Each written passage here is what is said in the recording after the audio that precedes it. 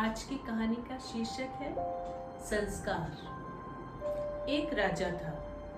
उसके पास एक सुंदर घोड़ी थी। घोड़ी राजा के लिए बहुत वफादार थी। कई बार युद्ध में उसने राजा की जान बचाई थी। कुछ समय बाद घोड़ी को एक बच्चा हुआ।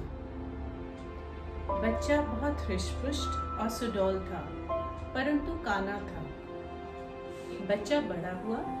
उसने माँ से पूछा, माँ, मैं शरीर से तो बहुत बलवान हूँ, लेकिन काना हूँ। इसका कारण क्या है?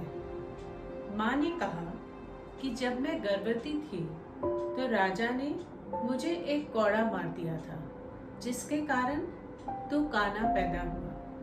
यह सुनकर बच्चे को बहुत गुस्सा आया और माँ से बोला, मैं राजा से इसका बदला लूंगा।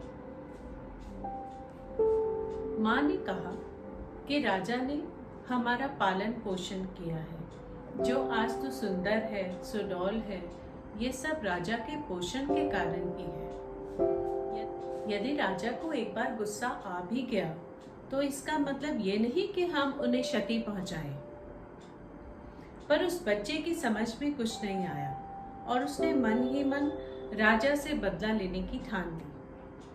एक बार उसे वो मौका मिल भी गया। राजा उसे युद्ध में ले गया और वहां पर युद्ध करते करते बहुत घायल हो गया। घोड़ा उसे तुरंत राजमहल पे वापस ले आया। बाद में उसने माँ से पूछा कि माँ, मुझे बड़ा ताज्जुब हुआ कि मैंने राजा से बदला लेने की सोची भी नहीं, मेरे मन में यह ख्याल भी नहीं आया। ऐसा क्यों हुआ?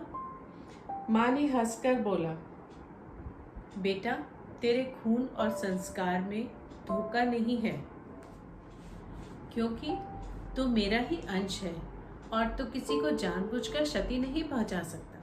वाकई यह सत्य है कि जैसे हमारे संस्कार होते हैं, वैसा ही हमारे मन का व्यवहार होता है।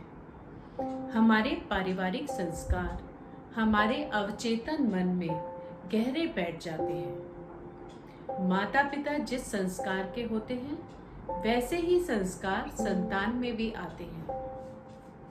हमें प्रतिदिन यही कोशिश करनी चाहिए कि हमसे जानबूझकर कोई गलत काम ना हो और हम किसी के साथ कोई छल कपट, धोखा ना करें।